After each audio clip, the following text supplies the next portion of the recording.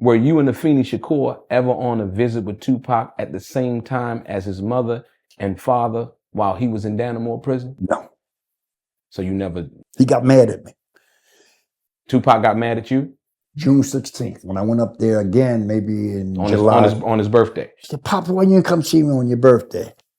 On his birthday? Yes. Yeah. Right, I told him, I said, I think your mother was here, was she? I didn't really want to be there. What am I going to say to you with her there? What is she going to say to me with you there? What's the purpose? Most uncomfortable. I'll never forget the first time we sat in the room together with her sitting in between me and Pop. Like a buffer, waiting for him, you know, whatever was going to be said to me and him. But I didn't know that, in fact, you know, she had lied. I didn't know that. I didn't know. I didn't know she had lied to him. I found that out much later. How were you notified that Tupac wanted you to come see him at Dannemora prison? I think it was Karen Lee, his publicist, because I still thought he didn't want to see me. I'm still under the assumption of lie, even though I went to Bellevue, and he said later that he looked up and saw his image and he knew that I was his father. We hadn't talked because he still suffered 5 gunshot wounds. So he was just kind of in and out of consciousness, but he was glad to see me.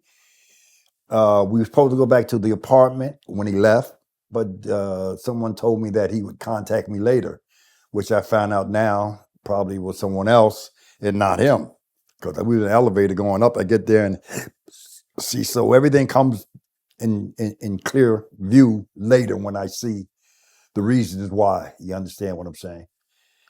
So Karen said, Pac wants to see you, because I wasn't, you know, I figured I'm still under the illusion he didn't want to see me. You see what I'm saying? I'm still under that. That's what they told me. I had bum rushed myself over to the hospital to make sure I saw him. So I did what I had to do. And so when she said that, I was happy as a pig and shit. I'm going to see my son. He wants to see me. That's the first time we had a chance to talk. But then again, we can't talk. There's 5, 6, 7, 8 people in a small room. You know, our first talk was in the waiting room of Dannemora, in Clinton Penitentiary. And we would just sit there and talk about a lot of shit, but we would just talk. We had fun playing Monopoly. I took my wife, he brought his wife, we would play Monopoly. And the nigga tried to cheat. He tried to go past goal. And I'll never forget that. And we all looked at him and said, Pa, you cheating, what the fuck? He said, hey, I'm in prison. I laughed. That's just a little how he is, that's all. He was something, no. He was a good guy. I was happy.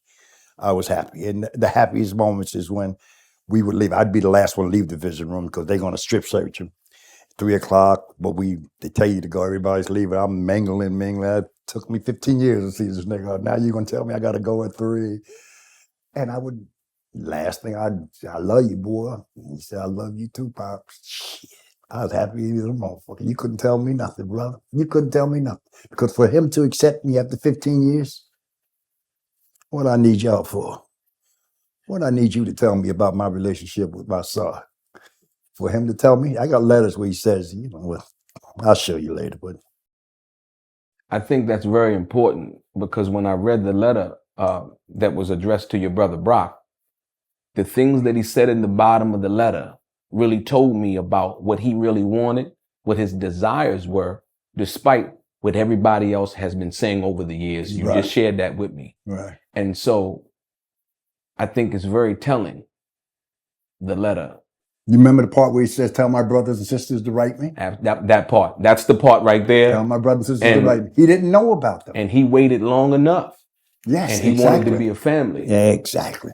And so... Now, I'm sorry not to cut you off. No. I want you to go ahead and go. The kicker was, after he died, I think, the one album that came out after he died, we had it in a tape, in a boombox. We would leave the boombox. Was that the Makaveli album? Yes. Okay. The tape was in it. We was at the airport. I'm getting ready to fly back to Newark. I get to the airport. When you lose a son, sometimes tears just come down your eyes. I'm talking to the clerk, the airline. She says, sir, what's the problem? I just told her who I was. Father Tupac Shakur. She said, well, I'm going to upgrade you to first class. I was like, wow, okay, thank you. But that little consideration made me feel real good. Not that I'll fly in first class, that she thought so much of my son and my sorrow to do that. But the point being, as we're waiting in the airport to board the plane, somehow Afeni came off the escalator towards me, said I could keep the boombox, but give me the tape. I said, all right, not like I was going to publish it, but I enjoyed listening to it. And she took it and smiled and walked away. And next thing I know, I get papers that I'm dead. Because someone contacted me, a lawyer contacted me. He said, you know you're dead. I'm like, excuse me? Because I had no intentions of pursuing any type of legal thing. I'm mourning my son. I didn't see dollar signs. I didn't see the potential of his wealth. I saw that we lost a son. And that bothered me. So let me be clear. This spawns another question. So basically, you're saying that you were contacted by an attorney in regards to the probate situation that Afeni had filed with the court. Yes, and the attorney told you that on those probate papers that you were labeled as dead. Dead. You have a part that says mother, Afeni Shakur. You have a part that says father. Dead. Similar to his birth certificate. So how did the lawyer explain that to you? Well, they said, Bill, you know you have a right.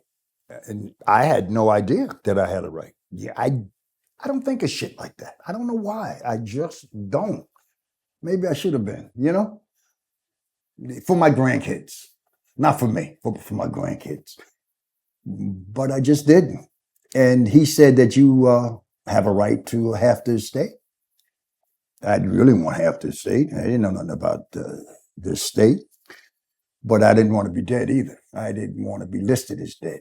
I'm tired of being dead. You had me dead prior to us hooking up, and now I'm dead again. So it kind of pissed me off. You understand?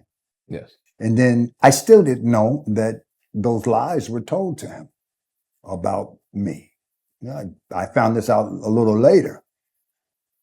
It hurt. It really hurt. The whole situation hurt. I think that's something that's never been revealed before, because I think most people thought that you were somehow trying to come after Tupac's money. For me, at least, this is new information that a lawyer had contacted you and told you. I'm sorry, I didn't mean to cut you off, but what did you tell me the first time you talked to me? You said, I thought you were dead.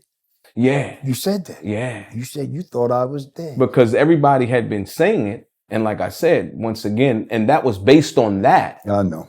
From that perspective. But here today on the Art of Dialogue, Mr. Billy Garland is alive and well. Yeah, I'm here. Yes, indeed. Touching myself. Yes, indeed. Yes, indeed.